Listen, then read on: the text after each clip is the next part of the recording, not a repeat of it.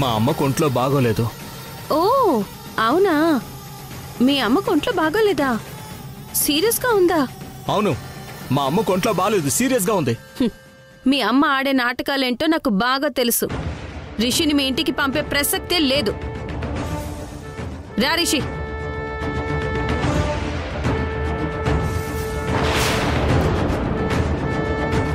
Hey, ఏం మాట్లాడుతున్నావు సింధు? మా అమ్మ అంటే నీకు అంత అలుసుగా ఉందా?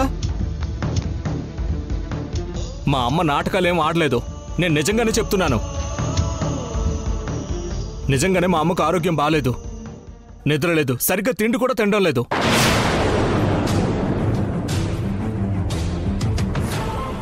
ఓ అవునా, మీ అమ్మ తిండి కూడా సరిగ్గా తినడం లేదా? నిద్ర కూడా పోవడం లేదా? అవునులే, ఇంట్లో తిండి తింటే తాను ఆడే నాటకం బయట పడిపోతుంది కదా.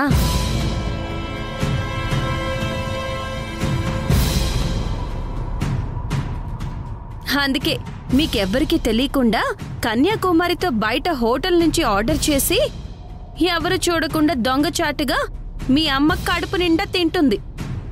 సింధు, పిచ్చి పిచ్చిగా మాట్లాడుకో. ఇది పిచ్చి కాదు యష్, ఇది పచ్చి నిజం.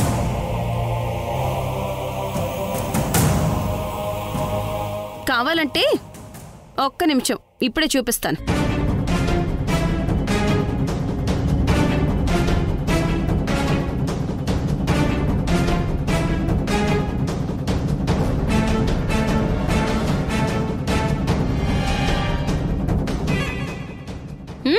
చూడు.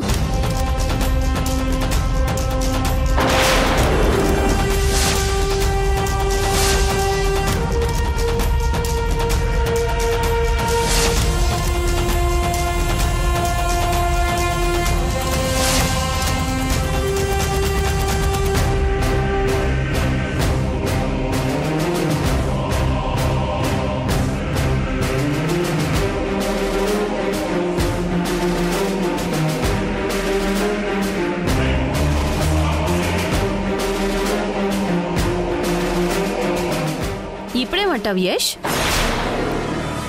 ఇలాంటి నాటకాలే మీ అమ్మ ఎన్నో ఆడి నా పిల్లల్ని నాకు కాకుండా చేసింది.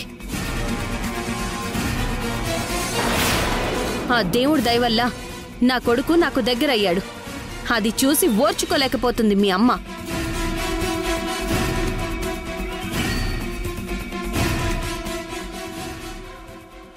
ఎలా అయినా సరే నా కొడుకుని నాకు దూరం చెయ్యాలని ఈ నాటకం మొదలుపెట్టింది.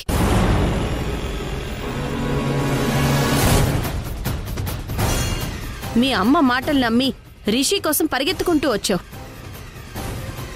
ప్రతిదీ గుడ్డిగా నమ్మేయడం నీకు అలవాటేగా యష్.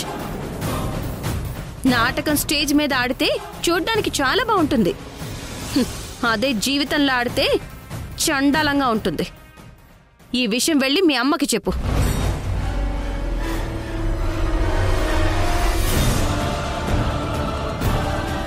వెళ్ళండి యష్,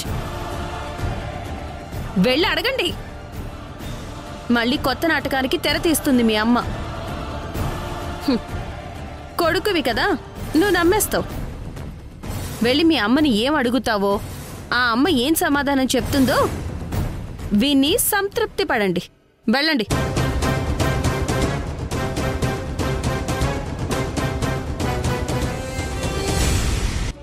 రిషి కోసం నువ్వు బాధపడుతున్నావని నమ్మే ఎలాగైనా రిషిని తీసుకురావాలని ఆ సింధు ఇంటికి వెళ్ళి రిషిని పంపిస్తావా పంపించవా అని తనతో గొడవ పడ్డాను.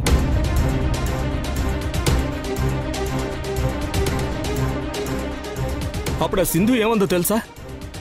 నిజంగానే మీ అమ్మకు సీరియస్గా ఉంటే రిషిని పంపించేదాన్ని, నాటకం ఆడుతున్నారని తెలిసి ఎలా పంపించమంటావని. సంధ్య వాళ్ళమ్మ తెచ్చిన బిర్యానీ నువ్వు తిన్నావు చూడు, ఆ వీడియో నాకు చూపించింది.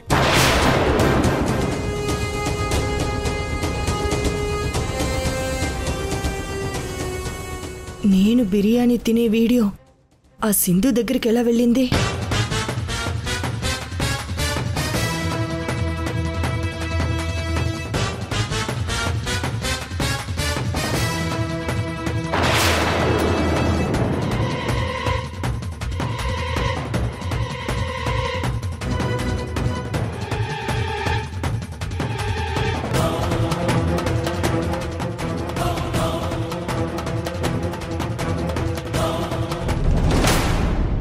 నీ వల్ల సింధుతో నేను మాటలు పడ్డమే కాదు, తన ముందు తలదించుకునే పరిస్థితి నాకు వచ్చిందమ్మా.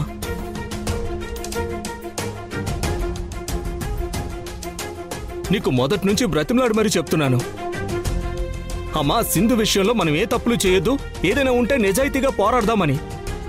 అయినా సరే నువ్వు తప్పుల్నే గొప్పలుగా ఫీల్ అయ్యి అదే చేస్తున్నావు.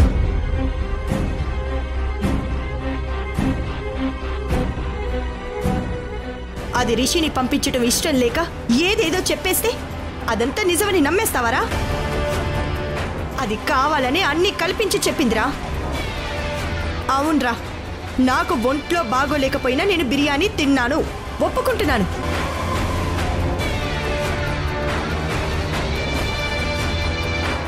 ఉప్పు కారం లేని తిండి తిని తిని నా నోరు చచ్చుబడిపోతే కన్యాకుమారికి చెప్పి బిర్యానీ తెప్పించుకొని తిన్నాన్రా.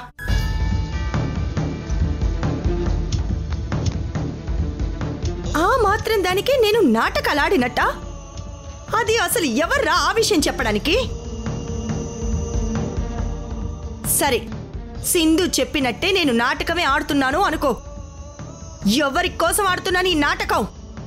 నా మనవడి కోసమే కదా. వాడిని చూడాలి, వాడితో మాట్లాడాలి, వాడితో ఉండాలనే కదా. అది కూడా పెద్ద నేరం మహేష్. నాకు అర్థమైందిరా. ఇంక నేను ఎప్పటికీ నా మనవడిని నేను కళ్ళారా చూడలేను, మనసారా మాట్లాడలేను. నా శవాన్ని చూడ్డానికి కూడా అది రిషిని పంపించదురా, పంపించదురా.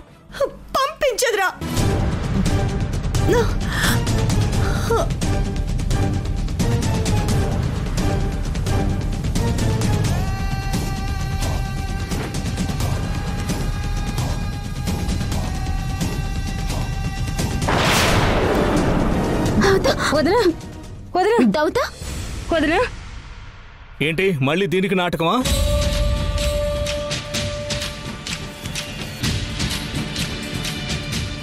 చేసించాలే అమ్మా.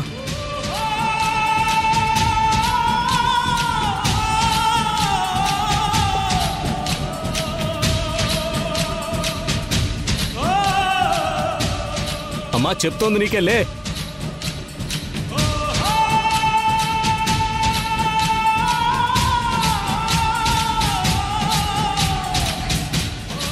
అయ్యో దాము,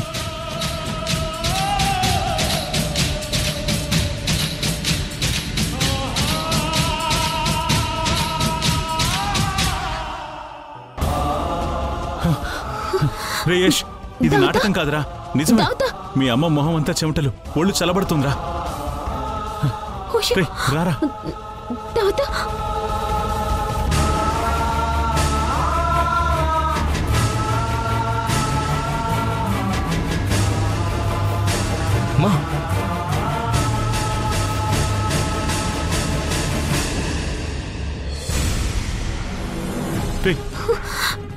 రేయేష్ పట్రా, వెంటనే హాస్పిటల్కి తీసుకెళ్దాం.